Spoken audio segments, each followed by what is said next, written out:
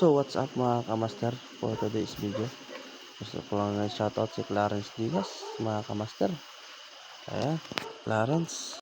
So for today's video mga kamaster, ayan si Kabisig mga kamaster. Pumihira na ng huli mga kamaster. At yan pala ng huli na yellow pin mga kamaster. Ayan, nakakalahating kilo ang yellow pin mga kamaster. Ayan, ang ganda ng sunset natin mga kamaster. Sobrang ganda ng panahon mga kamaster.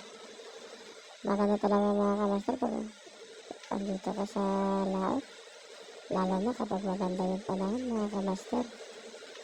Ano, tingnan nyo, pagbago mga kamaster, ganda ng sunset. Grabe.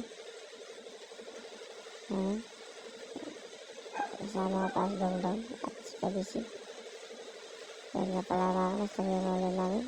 At ipapakita nga pala yung huli namin kagabi mga kamaster.